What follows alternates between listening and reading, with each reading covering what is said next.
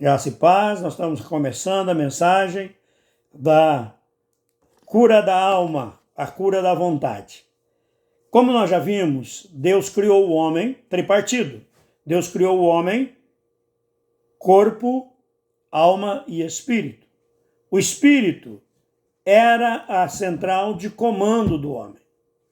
No projeto de Deus, o espírito sendo o centro de comando, o espírito com comunhão com Deus, ele faria com que a glória de Deus resplandecesse.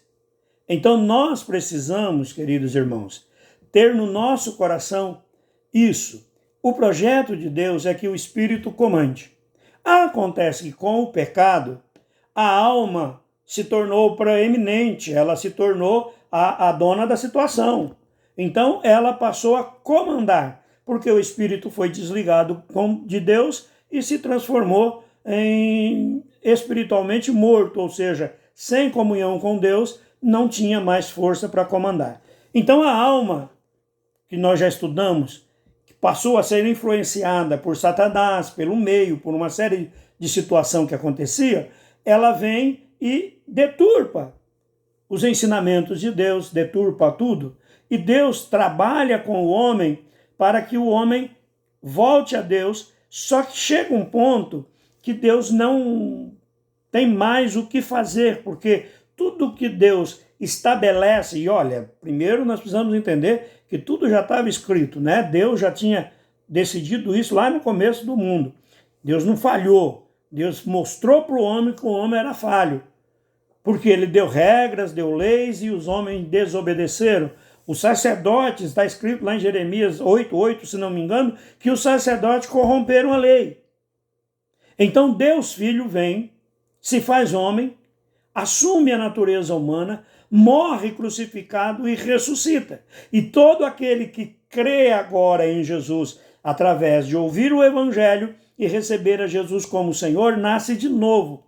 E ao nascer de novo, o homem tem o seu espírito redivivo, regenerado, revivido, com uma nova natureza, a natureza de Deus. E então o ser humano agora está apto para viver a graça de Deus. Mas a alma, ela continua no mesmo estado que ela estava no momento em que você nasceu de novo. Ou seja, algumas características que você herdou dos seus antepassados, as coisas que você aprendeu durante a sua vida antes de você nascer de novo, estão presentes na sua alma. E elas deturpam a palavra de Deus. É por isso que nós precisamos o estudo da Bíblia, a comunhão com o Espírito Santo e ouvir o nosso espírito. Porque o nosso espírito que está em contato com o Espírito de Deus. O espírito restaurado, renovado, recriado, o espírito nascido de novo, pode transformar a nossa alma, pode restaurar a nossa alma. E isso vai se dar pelo contato com a palavra de Deus e pela comunhão com Deus. Isso é santificação progressiva, ou seja, a cada passo que você dá na vida, você vai crescendo no conhecimento da graça, a sua alma vai sendo transformada. Paulo diz que nós devemos nos transformar pela renovação do nosso entendimento, da nossa mente, ou seja, a nossa alma precisa ser transformada pela ação do Espírito Santo. Hoje nós vamos estudar a cura da vontade, dos desejos. Nós sabemos que a alma também é tripartite, ou seja, ela tem 3 partes. Desejo, vontade, emoção, sentimento e pensamento ou mente ou raciocínio. Hoje nós vamos falar sobre a vontade. Eu marquei um texto aqui sobre Jesus. Já vou começar de cara com essa pancada aqui. Mateus 26, do 36 ao 46, que diz assim: Então chegou Jesus com eles a um lugar chamado Getsemane, ou Getsemane, e disse a seus discípulos: Assentai-vos aqui, enquanto vou além orar. E levando consigo Pedro e os 2 filhos de Zebedeu, Tiago e João, começou a entristecer-se e a angustiar-se muito. Então disse: a minha alma está cheia de tristeza até a morte. Ficai aqui e velai comigo. E indo um pouco mais adiante, prostrou-se sobre o seu rosto e orando, dizendo: meu pai, se é possível, passa de mim esse cálice, todavia, não seja como eu quero, mas como tu queres. E voltando para os seus discípulos, achou-os adormecidos. E disse a Pedro: então nem uma hora pudeste velar comigo? Vigiai e orai, para que não entreis em tentação.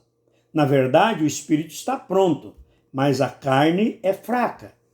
E indo a segunda vez, orou dizendo: Pai meu, se este cálice não pode passar de mim sem eu o beber, faça-se a tua vontade. E voltando, achou-os outra vez adormecidos, porque os seus olhos estavam pesados. E deixando-os de novo, foi orar pela terceira vez, dizendo as mesmas palavras. Então chegou junto dos seus discípulos e disse-lhes: dormi agora e repousais. Eis que é chegada a hora, e o Filho do Homem será entregue nas mãos dos pecadores.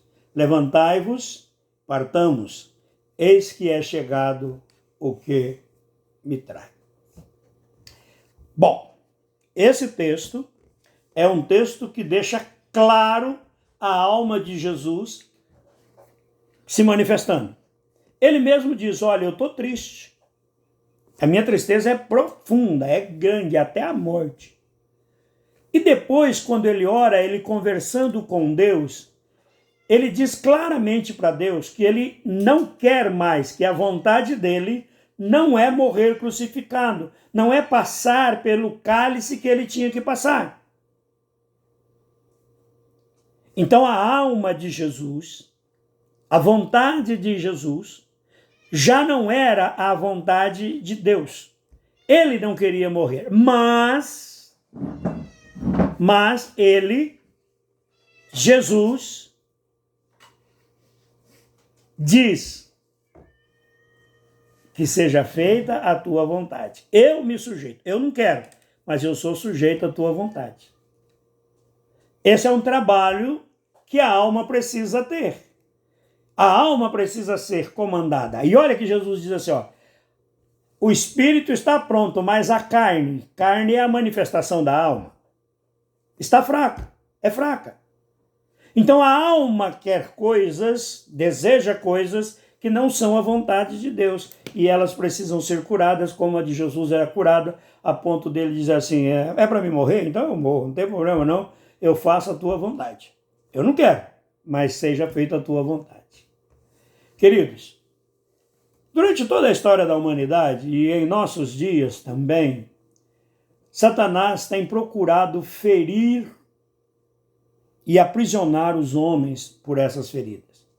Ele tem trabalhado na alma do homem para causar problemas, traumas,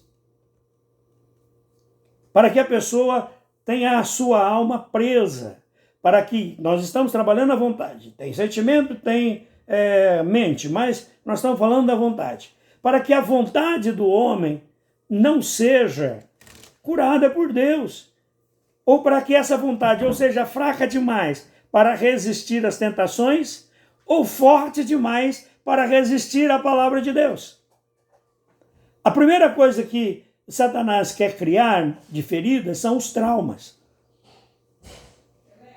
E trauma é uma coisa terrível, porque uma criança pode ser traumatizada a partir do ventre materno. Dependendo das emoções, dependendo das situações que a mãe passa, a criança no ventre, o feto, que as pessoas dizem, para mim é uma criança, ela pode ser afetada. E Satanás tira proveito dessa situação.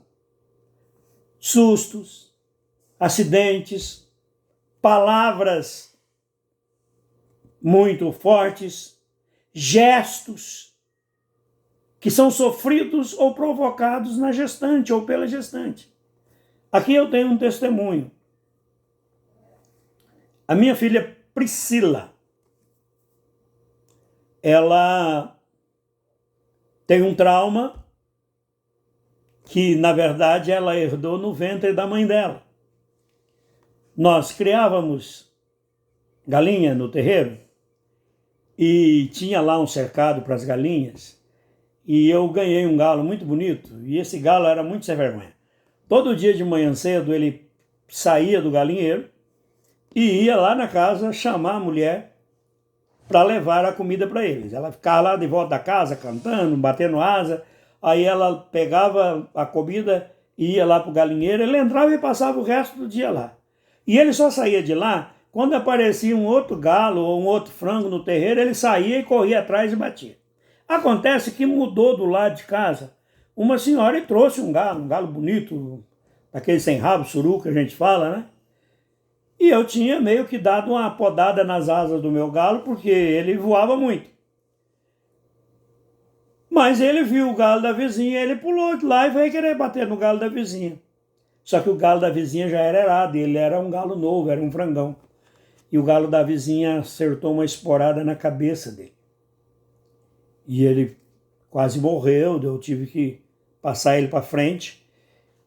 A mulher levou um susto tão grande que eu tive que sair da cidade de Iguatemi e vir para Campo Grande levá-la no hospital por causa do trauma que ela teve. Sabe o que aconteceu?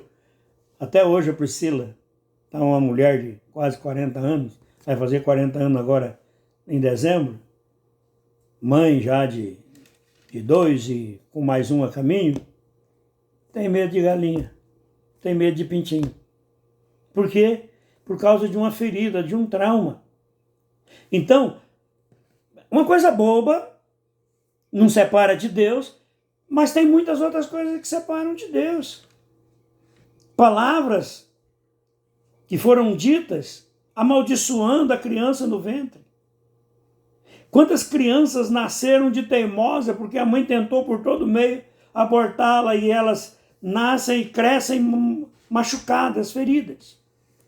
Uma outra ferida que Satanás causa é a amargura.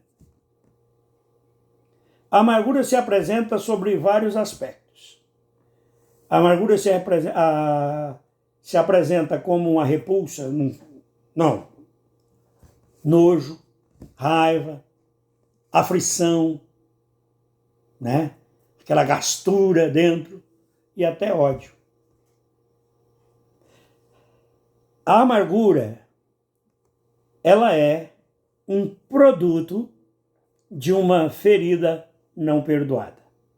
Você sofre um ataque e você não perdoa esse ataque. E então aquilo vai sendo mexido, e você vai sendo cada dia mais amargurado, mais sofrido. O apóstolo Paulo diz que nós não devemos deixar nenhuma raiz de amargura brotar. Nós não podemos viver amargo. Sabe aquela pessoa que nada presta para ela, ninguém presta, só porque ela foi ferida por alguém, ela acha que todo mundo vai feri-la, não tem relacionamentos, não tem amizade, não tem mais nada. Por quê? Porque acredita que as pessoas vivem para feri-la. Essa é uma ferida que Satanás coloca na vida das pessoas. E isso prejudica a vontade, o prazer de se relacionar. Medo. Medo é uma coisa terrível, né? Porque existe uma quantidade de medo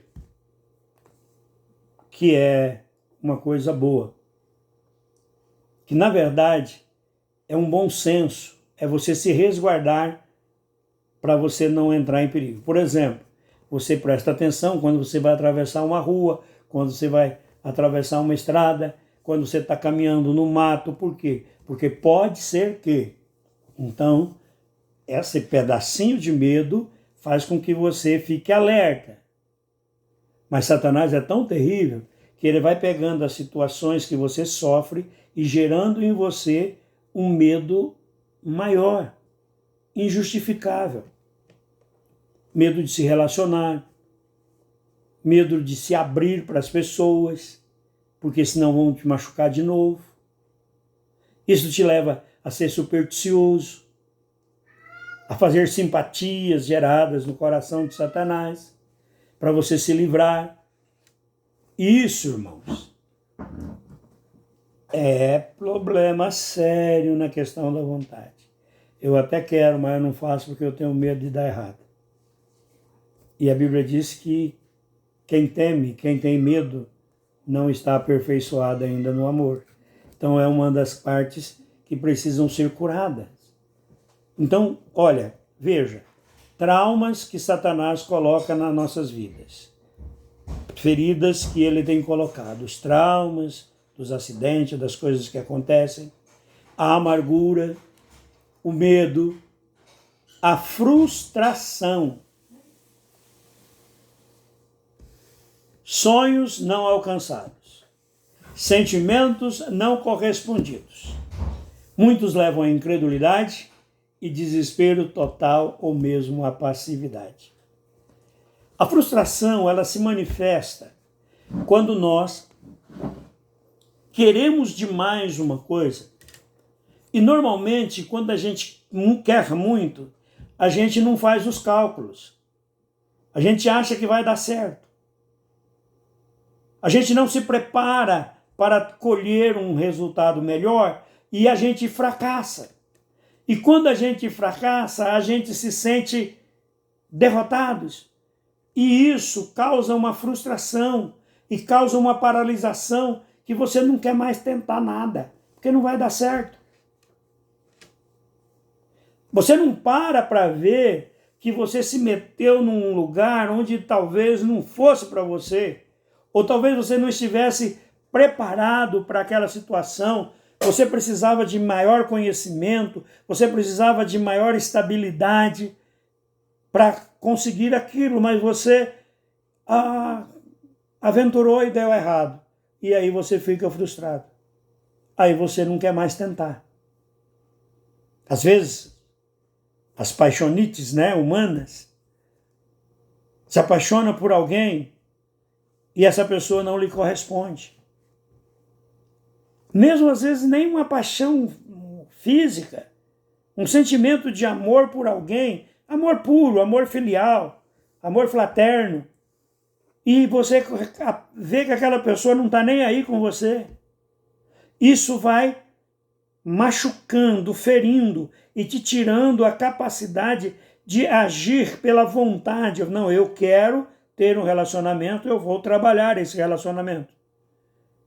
Eu quero viver um casamento de bênção, então eu vou procurar viver esse casamento de bênção, mas a gente não vive, por quê? Porque o inimigo ataca de um lado, ataca do outro, e a gente vai cedendo, e quando vê a gente está frustrado e passivo e sem capacidade de reação. Uma outra coisa, que é uma doença da alma terrível, que atinge a vontade, estresse. Por se multiplicar a quantidade de informação disponíveis e a necessidade de estar bem informado para obter sucesso, o homem tem sido levado a agir ou tentar armazenar informações em quantidade superior à sua capacidade, e isso causa estresse.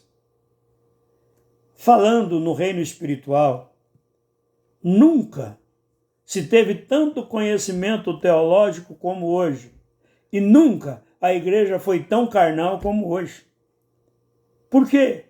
Porque se apegou a ensinamentos, a entendimentos. Tem pessoas que conhecem as palavras no original e sabe que aquela palavra e aquela palavra e acaba se tornando um incrédulo. E às vezes a pessoa dá um tilt por causa do estresse e ela paralisa.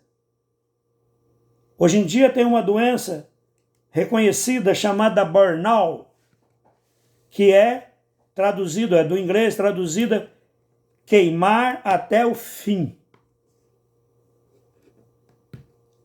É como aquele carro que você põe a gasolina nele e nunca mais põe. E vai andando, vai chegar uma hora que ele vai parar.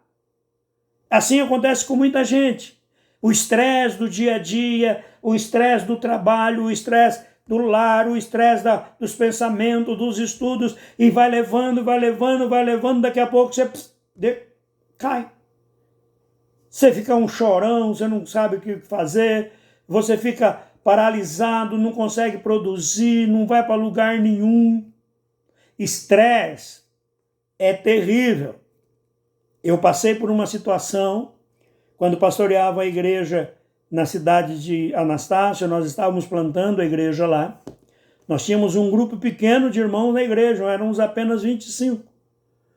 E eu entrei numa atividade mental, uma atividade trabalhando e fazendo e querendo e correndo atrás. E de repente eu estressei.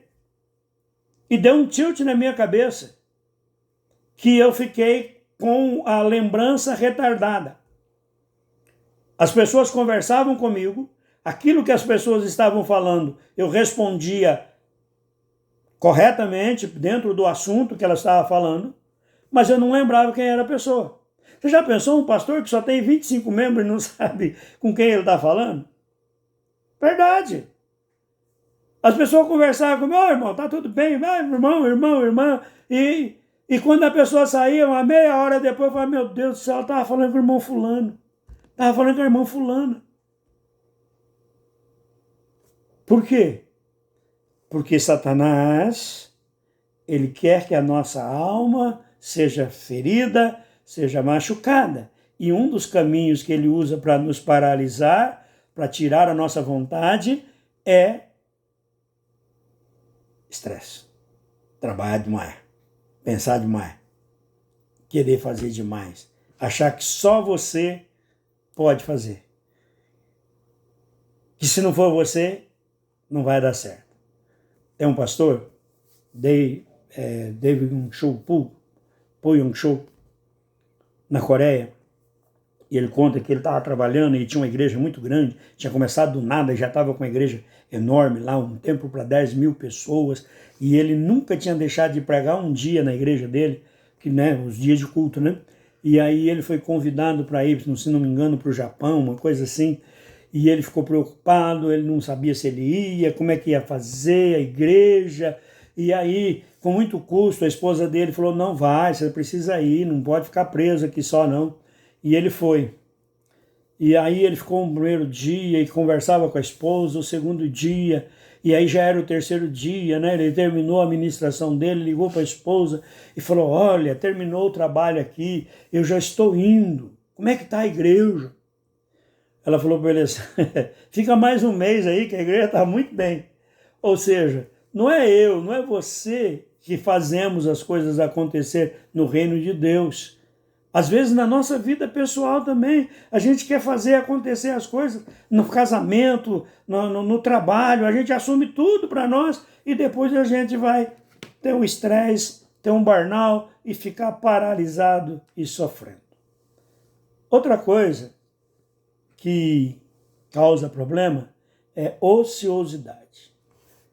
Minha mãe, meus conhecidos sempre diziam, oficina vazia, cabeça vazia, oficina do diabo.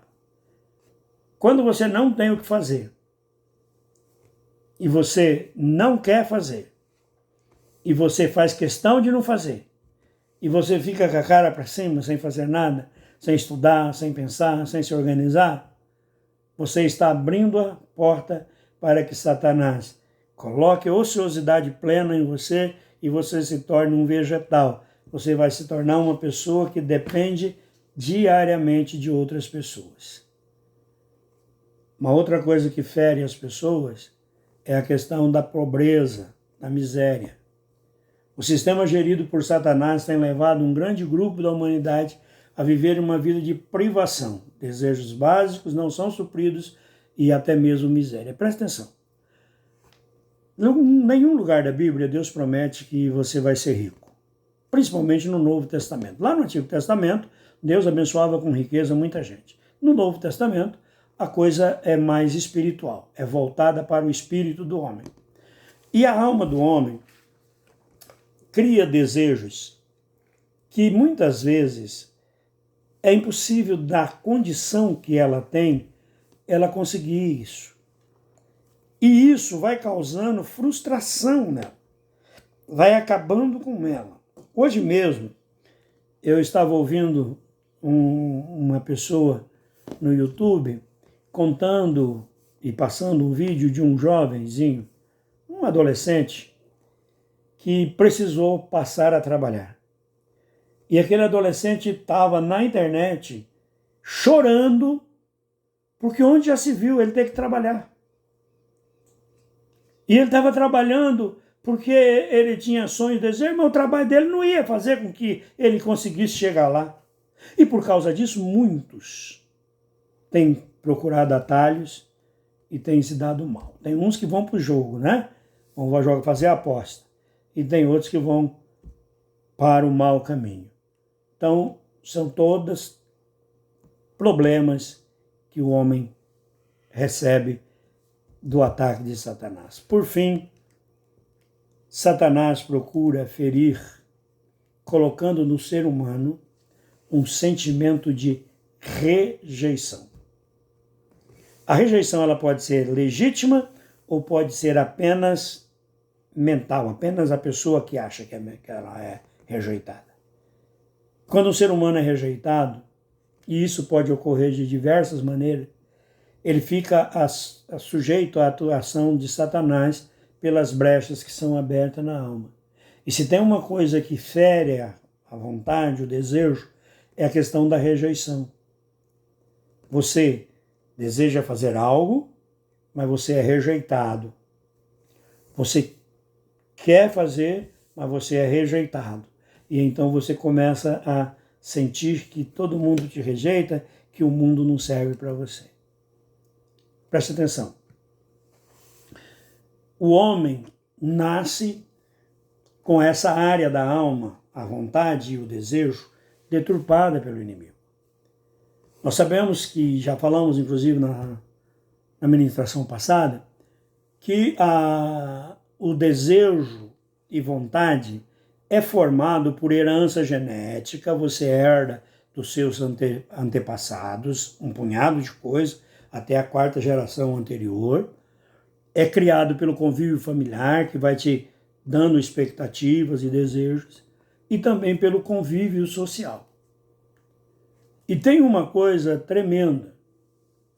Nós podemos dizer que a vontade ou o desejo do homem é um produto do meio em que ele vive.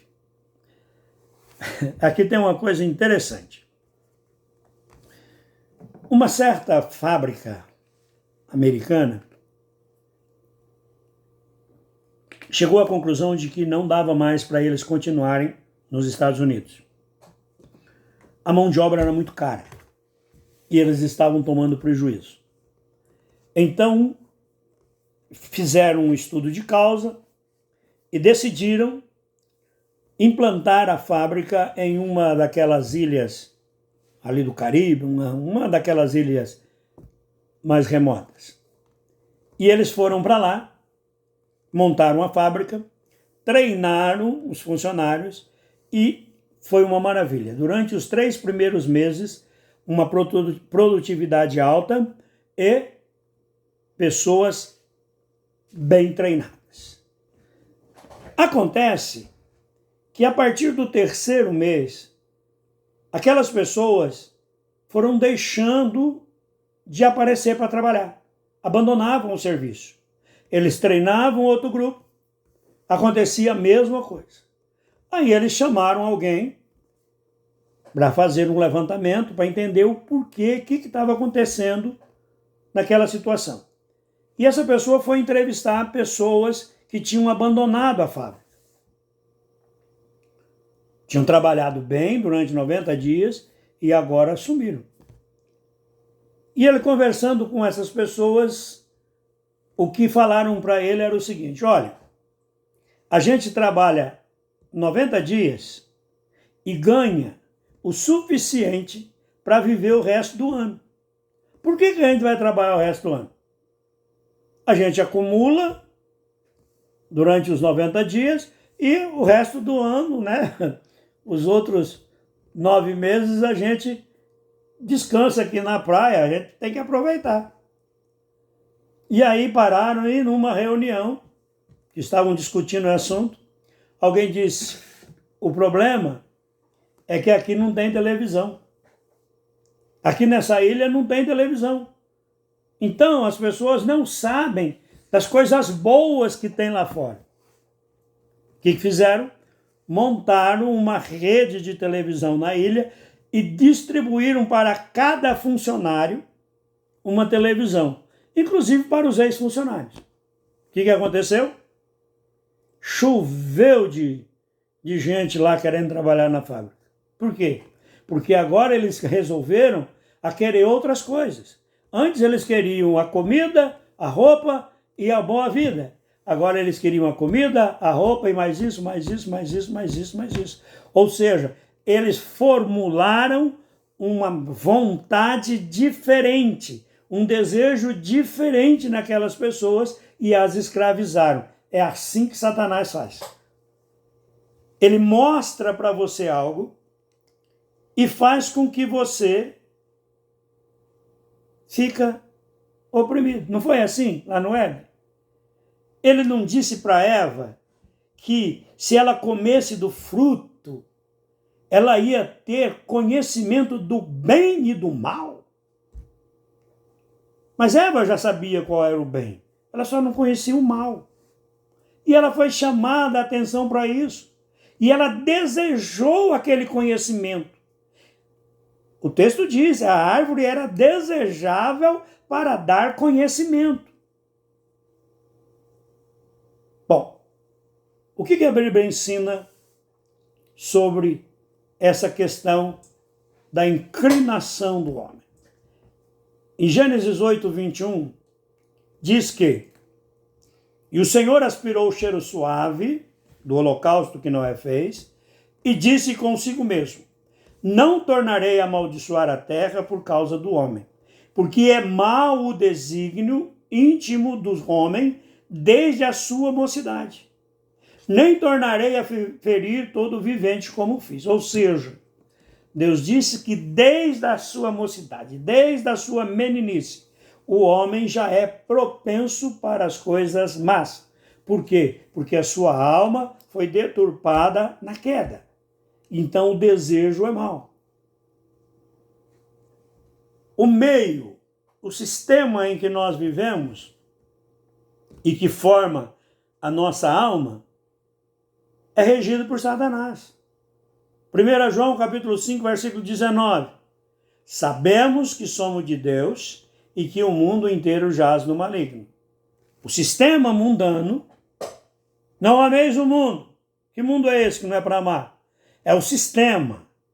São as conjunturas dos homens, as filosofias, as sutilezas humanas. 2 Coríntios 4, 4. As pessoas que não conseguem entender o Evangelho, olha o que Paulo diz. Nos quais o Deus desse século, Satanás, cegou os entendimentos dos incrédulos para que lhes não resplandeça a luz do Evangelho da glória de Cristo, que é a imagem de Deus. Satanás tenta cegar as pessoas para que elas não entendam o Evangelho. E esse cegar pode significar dar muita clareza. Sabe quando tem muita luz, você não fica meio ofuscado? Tem muito conhecimento sendo gerado por aí, é perigoso a internet por causa disso, que estão gerando conhecimento, que estão levando as pessoas por um caminho que se afastam de Deus e não conseguem entender a simplicidade do Evangelho. Hoje em dia o pecado está tão escancarado dentro das igrejas e parece que Satanás usa pessoas para colocar tudo quanto é pecadinho, quanto é pecadão que aparece, não transforma aquilo num espetáculo. Por quê? Para que o Evangelho não resplandeça. É o sistema. Satanás, ele é o senhor do sistema e está fazendo isso. Quando o homem pecou lá no Éden, a raiz da rebelião foi impregnada na vontade do homem. O que é a rebelião? É o revolta contra, não quero isso, não concordo com essa vontade. Gênesis 3, de 1 a 6, nós citamos, mas vamos citar de novo. Gênesis 3, de 1 a 6. Ora, a serpente era mais astuta que todas as limárias do campo que o Senhor Deus tinha feito. E esta, a serpente, disse à mulher: é assim que Deus disse, não comereis de toda a árvore do jardim? Presta atenção. Ele está mexendo com a alma, mexendo com a lembrança. Deus falou para você não comer. Não. A mulher respondeu à serpente: do fruto das árvores do jardim nós podemos comer. Mas do fruto da árvore que está no meio do jardim, a árvore da ciência do bem e do mal, disse Deus: não comereis dele, nem neles tocarei, para que não morrais. Então a serpente disse à mulher: certamente não morrereis. Porque Deus sabe que no dia em que dele comerdes, se abrirão os olhos e sereis como Deus, sabendo o bem e do mal. Olha aqui. Olha aqui. Ele está plantando a semente da rebelião, dizendo: olha, Deus não é bom. Deus não quer que você conheça o mal. Você só sabe o que é bom. Você não conhece nada de errado. E viu a mulher que aquela árvore era boa para comer. Desejou a comer. Era agradável aos olhos. Oh, que coisa linda. E era desejável para dar entendimento. Ela precisava daquele conhecimento que ela não tinha. E agora ela quer esse conhecimento que ela não tem. Então ela tomou do fruto, comeu, e deu ao seu marido, e ele comeu também. E aí começou a grande rebelião. Em Gênesis capítulo 4, do versículo 1 ao versículo 7, nós temos a história de Abel e Caim. E nós sabemos que Caim matou Abel porque Deus aceitou a oferta de Abel e não se atentou para ele. Porque o coração dele não estava pronto, não estava bom. Mas Deus disse para ele assim, versículo 6. E o Senhor disse a Caim: por que te iraste? E por que descaiu o teu semblante? Se bem fizeres, não é certo que serás aceito? E se não fizeres bem, o pecado jaz à porta, e sobre ti será o seu desejo, mas sobre eles deve dominar. Olha aqui o que Deus falou. Você está pensando em matar seu irmão, porque eu aceitei o seu irmão, não aceitei você. Mas se você fizer bem feito, eu te aceito. Mas se você não fizer bem, o pecado, o crime, está aí à porta. E você é responsável, olha aqui, e sobre ti será o teu desejo. Você é responsável pelo seu desejo.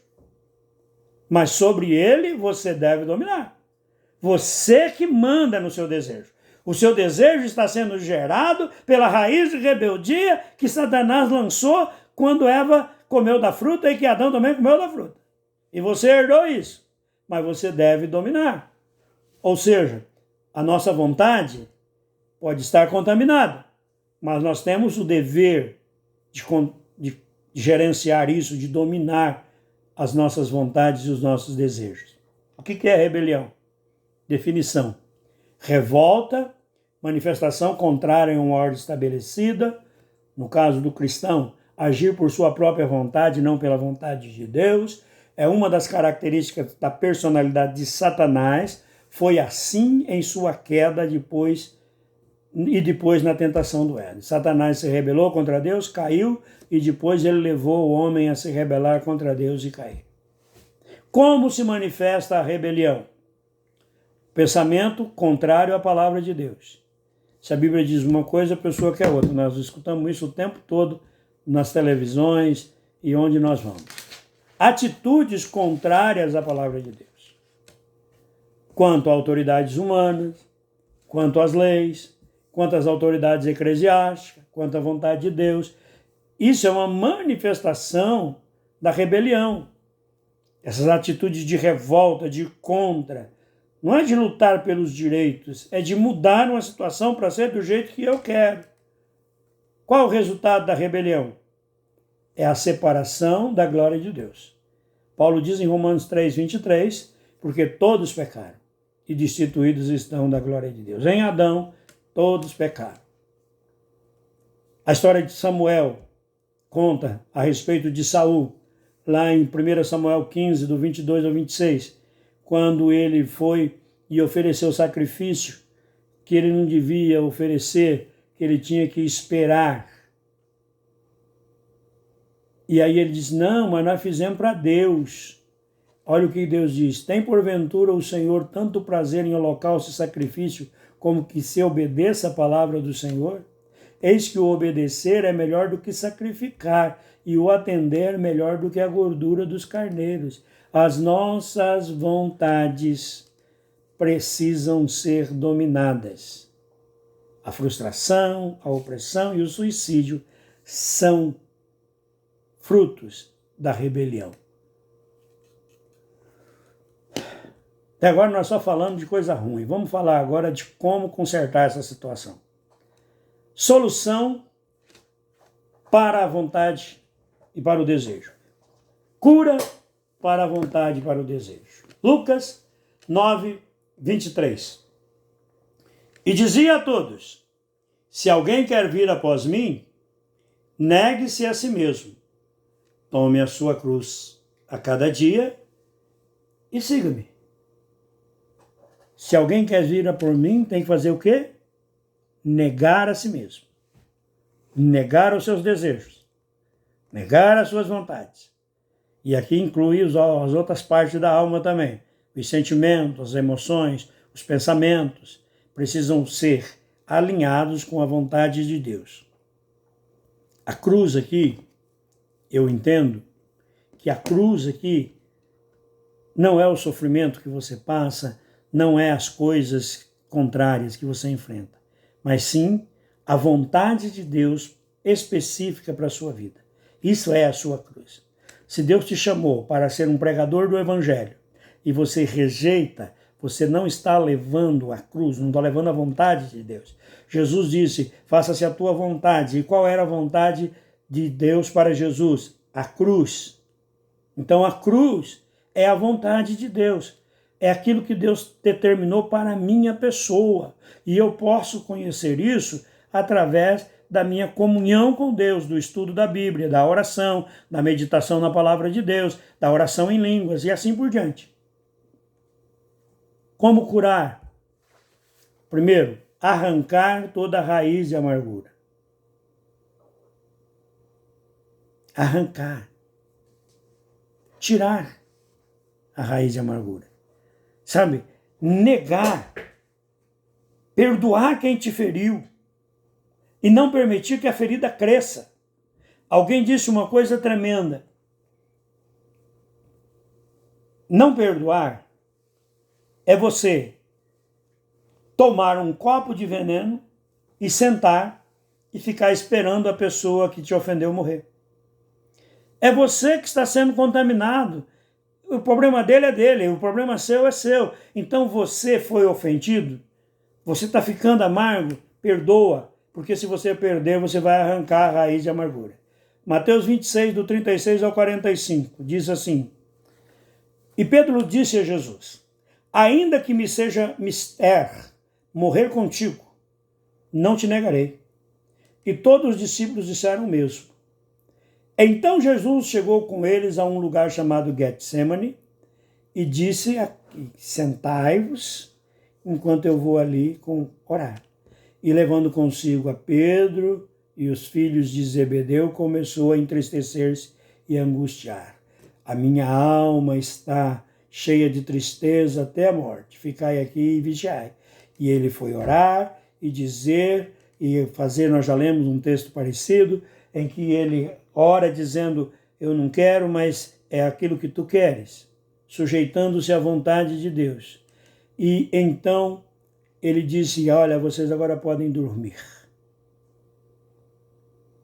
Não entristeceu com seus discípulos. Não permitiu a revolta com os discípulos porque eles não oraram. Porque eles foram dormir enquanto ele estava angustiado. Você já pensou? Na hora que ele mais precisava, ele foi abandonado. Mas ele não permitiu que o erro deles o ofendesse. Ele tratou-os, na hora dos erros, com o amor que ele tratava antes. Por quê? Porque ele não permitiu que a amargura entrasse em seu coração. Ele se sujeitou à vontade de Deus. Sujeitar-se a Deus. Tiago 4,7 diz: sujeitai-vos a Deus, resistir o diabo e ele fugirá de vós. Como curar a alma? Como curar a vontade? Se sujeitando a Deus. Sabe? Colocando Deus em primeiro lugar, colocando a palavra de Deus em primeiro lugar. Meditando na palavra de Deus. O Salmo capítulo 1, versículo 1 e 2. Salmo 1, né? Salmo não tem capítulo, são salmos, né? Vários. 150. E bem-aventurado o homem que não anda segundo o conselho dos ímpios, nem se detém nos caminhos dos pecadores, nem se assenta na roda dos escarnecedores. Antes tem o seu prazer na lei do Senhor, e na sua lei medita de dia e de noite. Quer que a sua vontade seja curada? Leia a Bíblia e medite na Bíblia. Meditar é pensar com método. É você tentar extrair da sua leitura um ensinamento. Não é apenas a leitura jornalística. Lá. Pensa, olha, Jesus falou isso, isso e isso. Olha aqui que ele falou. Para quem que ele falou isso? Como é que ele falou isso? Quando ele falou isso? O que significa para aquela turma? E para mim, o que significa? Medita, pensa. E Tiago também vai dizer o seguinte: olha, sede cumpridores da palavra e não somente ouvintes, enganando-vos a vós mesmos com falsos discursos. Tiago 1:22. O que ele está dizendo? Pratique a palavra. Não seja apenas ouvinte, põe em prática a palavra. Amai-vos. No amor não tem ódio. Pastor, mas a outra pessoa, a outra pessoa é problema dela. É você que está relacionando com Deus. Você tem que amá-la. Amai os vossos inimigos, Jesus disse.